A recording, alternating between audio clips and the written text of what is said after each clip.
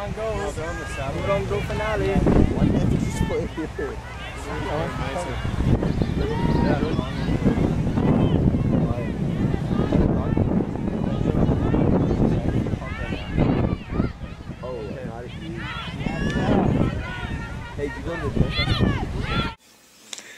Okay, I've just drawn in two Brute Squad defenders in blue, the deep and the wing over on this side, and five of the Lotus players. The disc comes in the middle of the field, and Brute's got a cup there.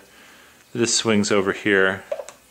And really the only other movement in this whole clip is this Lotus player who comes straight over here, and the disc gets to her, you know, really uncontested. So, two things on this. Once again, we're giving way too much respect to these people over here, and we go back to the example of in the Gwen Ambler clip, when the disc swings to the sideline, she comes right over to the sideline because there are just no threats.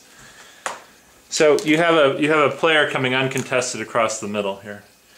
The deep has to make one of two choices because there are no other threats over here. Either you're going to have to communicate quite clearly with this player as to what's happening. That didn't happen here. Or you yourself are going to have to come over here. You're going to have to make a decision whether it's safe for you to come over here and guard this person. In this case, I think it is. You know, as in the Gwen Ambler tape, it's going to leave this whole area of the field open. But the disc is on the goal line over here, so you're talking about, assuming this person's right-handed, a 70-yard forehand. You know, if this person cuts deep here, trying to get it over there, I'd say challenge him to do it. Say if you can hit that, then good for you. You know, you know, give him a round of applause. So, but what you can't let happen is somebody to just come straight across the middle of the field into a space where there's no defenders and just get an uncontested pass. I mean, they got the disc to half field without any effort whatsoever. So it's either communication. If you have a threat over here you have to keep paying attention to, let this wing know to either drop back or somehow guard that. Or in this case, when there are no threats, come out of the middle of the field. Don't just stand there and let this happen. Come over here and let's put a stop to that. Okay, the next clip we're going to take a look at. Whoops, sorry about that. The next clip we're going to take a look at is a breakdown in the transition from zone to man, and we're gonna see not an easy goal, but a mistake by the deep. Going back to the Gwen Ambler tape, you'll remember that when they transitioned from zone to man, Gwen was able to stop two deep cutters from scoring, who were wide open. Here we've got someone deep running, and the deep just misses her and comes in, and it opens up an opportunity. It's not an easy goal by any stretch of the imagination, but it's a bad mistake by the deep. So let's take a look.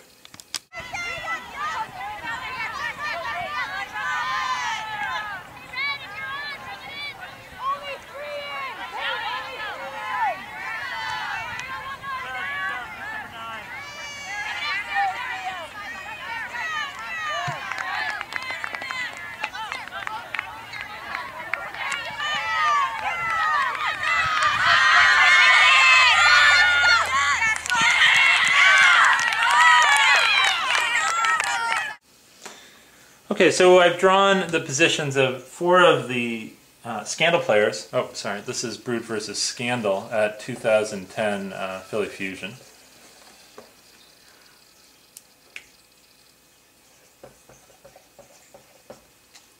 I've drawn the position of 4 of the Scandal players right before the disc swung to the sideline and as Brute is transitioning from zone to man. So you have a woman who's up sort of near the cup, coming deep. You have a woman who is playing deep on the right-hand side of the field, cutting in, and the disc swings, you know, from relatively near the goal line over to the sideline. So one nice thing you can say about the positioning of our deep here is that she appears to be playing very far in. So I'm actually very happy about that, and you can see that Scandal didn't really move the disc very far upfield, so our zone was pretty effective here. I assume this was called on the line as a transition after 5 passes or something like that, because in a normal setting this would probably not have, we would have been fine staying in zone. But that's fine. But what happens when the disc swings to the sideline is our deep decides to pick up this woman cutting in, who's not a threat in any stretch of the imagination. If I don't even know how the Scandal thrower would have gotten her the disc. The threat was when that disc swung to the sideline. The threat is this whole area of the field is unguarded, and as it happens, Scandal has somebody cutting into that space. Now you'll see our deep make a very polite gesture to that person cutting deep, and she just moves out of the way, which is very nice, and certainly you'd probably want to do that on the streets of Boston if you saw somebody running right at you. But in a transition from zone to man, the deep's only responsibility is to make sure that there's no way for there to get hucks. Let this person run in. It's fine. You should be doing just what Gwen did, dropping back, seeing if there's any threats, seeing if there's anyone to match up against deep, and then find your person. Now, Betsy, who was the defender on the deep cut here, was actually in the cup. So you see somebody from the cup guarding somebody cutting deep out of transition, which is going to happen every now and then, but the deep's obviously in a better position to do that. So, when you're playing deep, when you transition, remember, your job is to make sure that there aren't any hucks or any easy deep throws.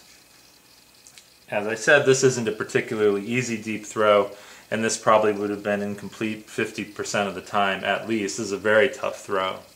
But in my opinion, this is a bad mistake by our deep, and a hell of an effort by Betsy, actually, who nearly gets there from being in the cup.